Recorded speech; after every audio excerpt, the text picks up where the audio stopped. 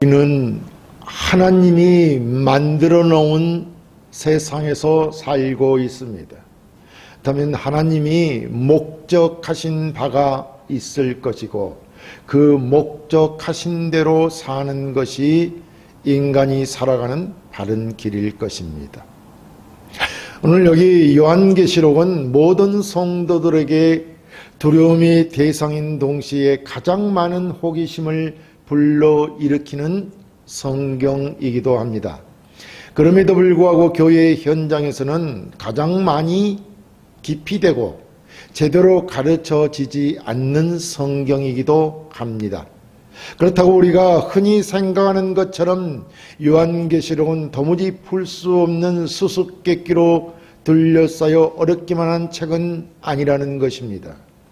물론 계시록엔 수많은 난해한 상징이 등장하고 더 나아가 상호 연결이 불가능한 복잡한 구조상의 어려움 때문에 해석하고 이해하는데 매우 큰 어려움이 있음은 사실이지만 전혀 해석 불가능한 책은 아니라는 것입니다.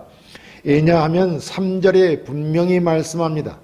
이 예언의 말씀을 읽는 자와 듣는 자들과 그 가운데 기록한 것을 지키는 자들이 복이 있나니 때가 가까움이라 라고 기록하고 있기 때문입니다. 계시록은 처음부터 우리가 가까이 하기 어렵고 해석이 불가능한 책은 아니라는 겁니다. 읽고 듣고 지켜야 할 하나님의 말씀의 책이라는 것입니다.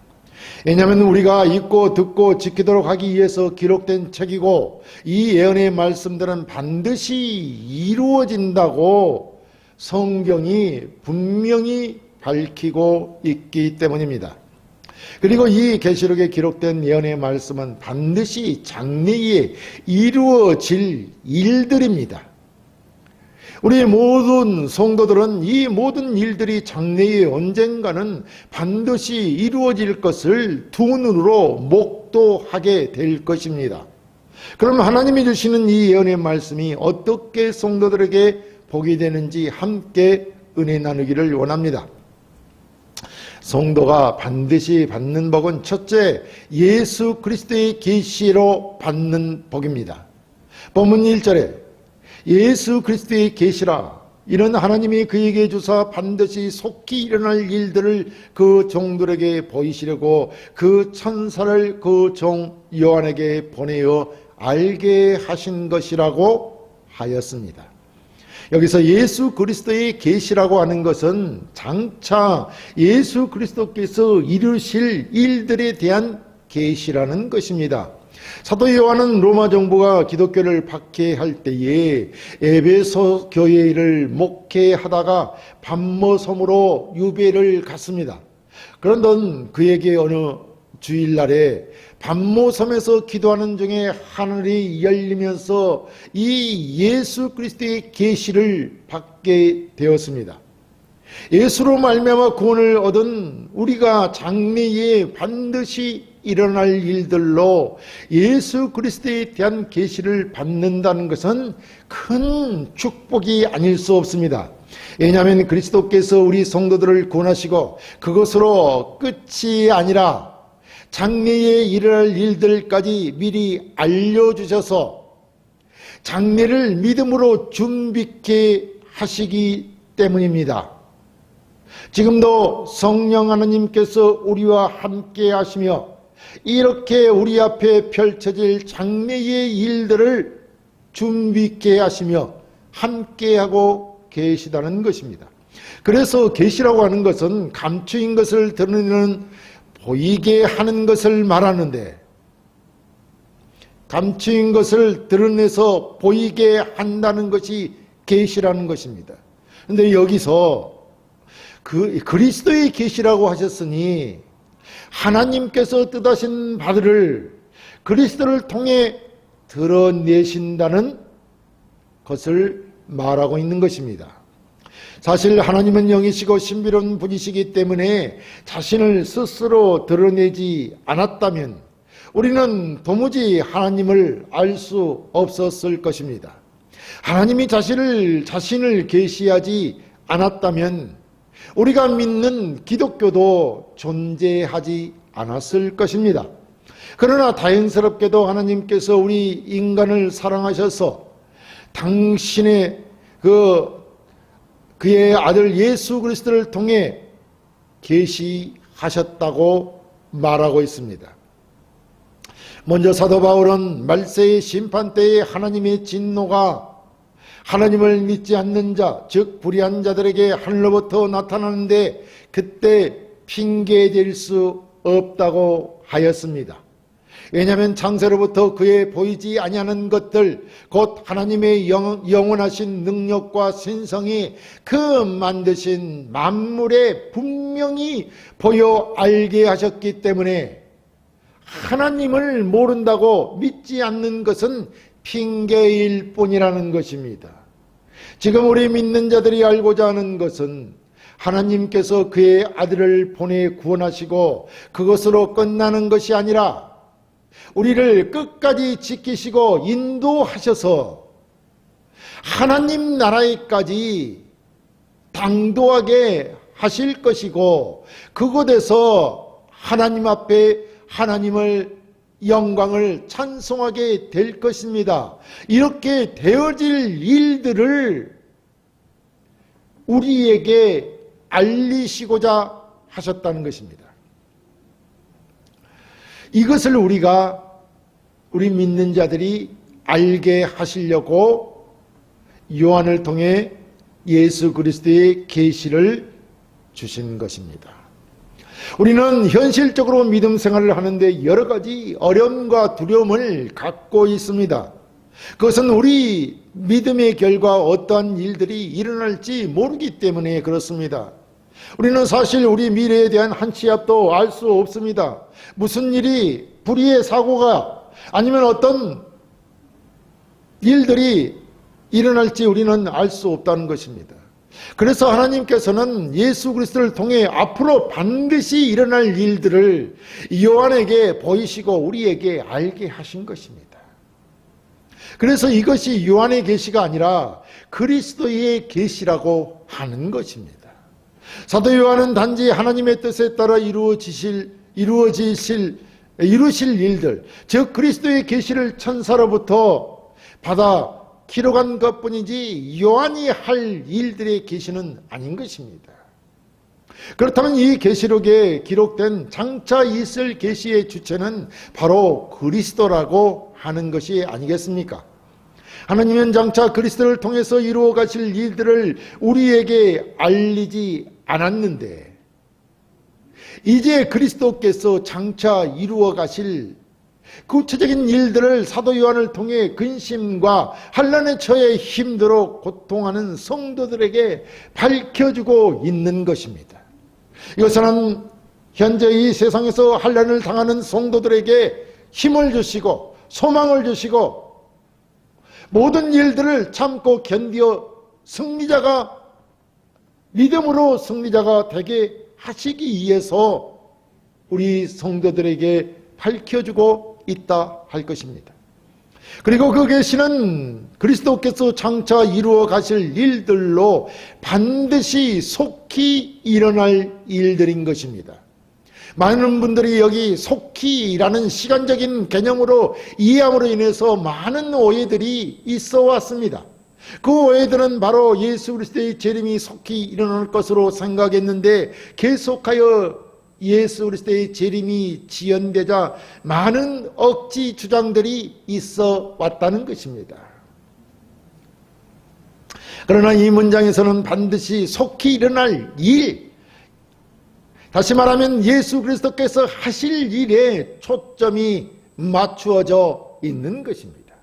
그래서 우리 성도들 앞에 반드시 펼쳐질 이 일들로 그리스도께서 하실 일들을 이미 우리에게 알리시고 계시는 것입니다. 이 계시가 바로 우리에게 복이 되는 것입니다. 왜냐하면 알 수 없는 미래에 반드시 이루어질 일들을 우리가 알게 되기 때문입니다. 그래서 우리는 미래의 소망을 가지고 살 수 있기 때문입니다. 또 우리가 받을 복들을 계시해주고 있기 때문입니다.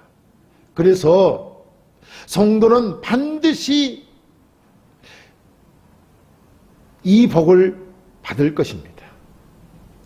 성도가 반드시 받는 복은 둘째, 말씀 증거의 복입니다. 본문 2절에 여호와는 하나님의 말씀과 예수 그리스도의 증거 곧 자기의 본 것을 다 증거하였느니라 라고 했습니다. 여기서 요한은 하나님의 말씀과 자기가 본 예수 그리스도를 증거하였습니다. 당시 요한이 처한 시대적 상황이나 지금 우리가 처한 상황을 생각해 볼 때 그 차이는 지금은 종교적 자유가 보장되어 있기 때문에 직접적인 생명의 위험은 느끼지 않았습니다. 그러나 우리의 신앙생활에 있어서 이 세상이 우리 기독교적인 시각에서는 하나님을 섬기고 사는데 절대 호의적이지 않다는 것입니다. 오늘날 세상은 사도시대보다도 더 교묘한 방법으로 사단이 우리의 신앙을 방해하고 있다는 것을 우리는 잊지 말아야 하는 것입니다. 어느 때보다도 지금은 평화롭고 물질적인 풍요를 누리고 있기 때문에 내세의 일보다 인간들은 현세에서 즐기고 누리는데 모든 사람들의 초점이 맞추어져 있기 때문입니다. 그럼에도 불구하고 이 세상에서 우리 인간은 유한하고 반드시 생로병사로 운명이 결정되어 있으며 종국에는 하나님의 심판대에 서게 된다는 것입니다. 그래서 우리는 이 세상의 참된 신은 오직 유일하신 하나님뿐이시고 우리 인생에게 있어 주어진 참된 진리의 길은 오직 예수 그리스도뿐이며 그 길이 천국 길이라는 것을 명심해야 하는 것입니다. 자, 그럼 요한이 지금까지 증거한 것이 무엇이었다고 말하고 있습니까? 그것은 하나님의 말씀과 자신이 직접 본 예수 그리스도의 증거라고 하였습니다. 이는 구체적으로 누가복음의 말씀을 인용하자면 누가복음 24장 45, 48절에 이에 그들의 마음을 열어 성경을 깨닫게 하시고 또 이르시되 이같이 그리스도가 고난을 받고 제3일에 죽은 자 가운데서 살아날 것과 또 그의 이름으로 제3을 받게 하는 회개 예루살렘에서 시작하여 모든 족속에게 전파될 것이기 때문에 너희는 이 모든 일의 증인이라고 하였습니다. 이 말씀은 예수님께서 죽으셨다가 부활하신 후에 한나라로 성천에 가시려고 감람산에 가시면서 제자들에게 하신 말씀입니다. 그러니까 이것은 예수님께서 제자들에게 하신 당부의 말씀이라 할 것입니다. 이 그리스도의 죽으심과 부활하심을 세상 모든 사람에게 본 것을 확실하게 증거하라는 것입니다. 예수님이 어떻게 십자가를 지셨고 부활하셨으며 그것은 우리들에게 무엇을 의미하는지, 즉 예수 그리스도의 부활은 우리들의 첫 열매라고 했습니다. 이 모든 것은 우리도 예수님처럼 부활할 것이라는 것입니다. 또 예수님이 부활하셔서 성천하셨던 것처럼 우리도 하나님 나라로 갈 것이라는 것입니다. 이 모든 것들, 그것들을 예수 그리스도에 대한 모든 것을 확실하게 증거하라는 말씀입니다. 그래서 사도 요한은 이 주님의 말씀을 증거하였고 많은 자들이 회개하고 하나님께 돌아왔습니다. 이로 인해 우리는 영생을 얻었고 천국을 소유한 하나님의 자녀들이 되었습니다.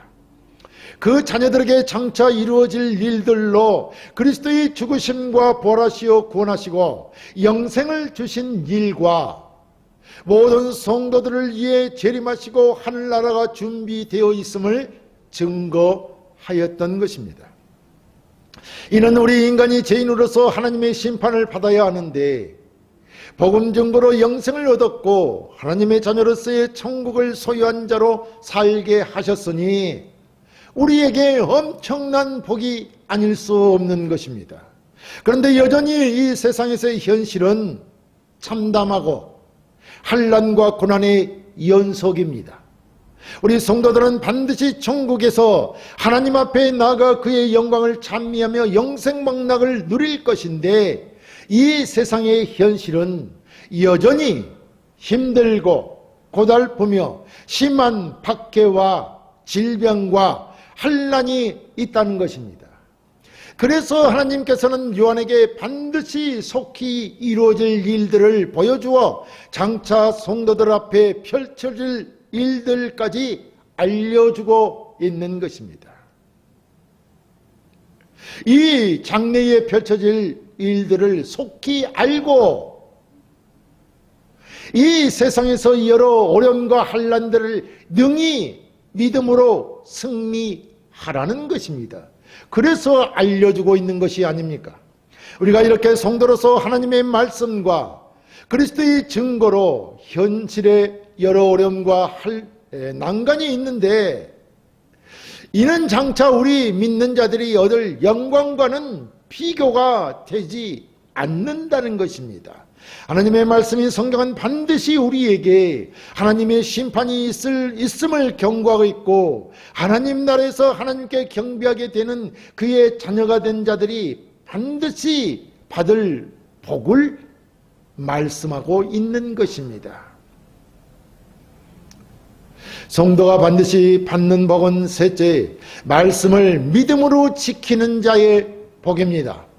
본문 3절에 이 예언의 말씀을 읽는 자와 듣는 자와 그 가운데 기록한 것을 지키는 자는 복이 있나니 때가 가까움이라 라고 하였습니다. 여기서 이 예언의 말씀이란 요한계시록을 말합니다. 당시 공적인 예배를 드릴 때에는 성경의 말씀인 하나님의 말씀을 크게 읽는 자가 있었습니다. 낭독자가 있었다는 것입니다. 그러니까 여기 말씀을 읽는 자는 개인적으로 성경을 읽는 것이 아니라 공적 예배를 드릴 때 공개적으로 성경을 읽는 사람을 말합니다. 오늘날 우리의 예배 형식과는 약간 다르죠.